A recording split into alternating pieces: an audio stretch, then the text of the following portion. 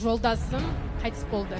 32 жаста, ешқашан ауырмаған, аяқ астынан жүрегі тоқтап, горилла дизи дегенді күнде ішетін. 40 минуттан кейін комаға кетіп қайтыс болды.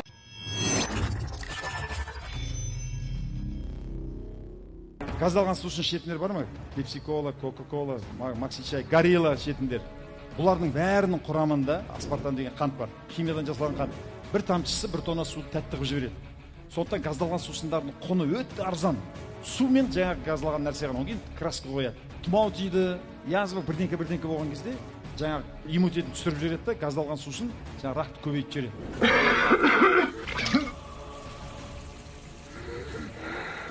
Мен осы кока-кола, дизи, жаңа горилла жайлы өзімнің басымнан өткен оқиғаны айтқым келіп тұр, айтпасқа болмас. Осыдан 8 ай бұрын менің жолдасым қайтыс болды. Жап-жас, 32 жаста, ешқашан ауырмаған, ешқашан даже гриппен ауырып көрмеген, жатып көрмеген. Дені сау, екеуміз 10 жыл бірге отастық.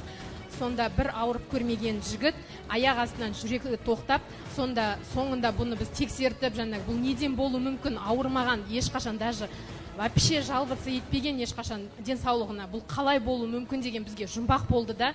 Сол кезде өте көп мөлшерде горилла дизи дегенді қолдан күнде ішетін. Таңертең кешке обязательно заправкаға тоқтап бензин заправлять еткенде міндетті түрде алатын. Қаншама осы туралы әңгіме болды, ұрысқа дейін барды, лақтырып жіберіп, одан да орнына су ішсең болады ғой дегенді айтылды.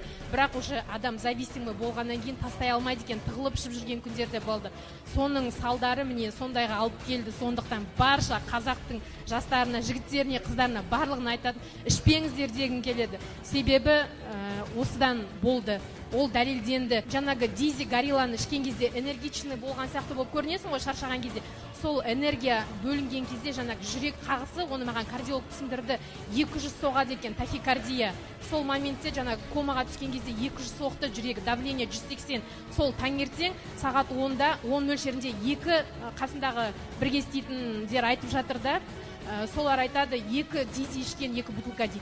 Содан кейін сағат 1-де сондай случай болып, 40 минуттан кейін комаға кетіп қайтыс болды.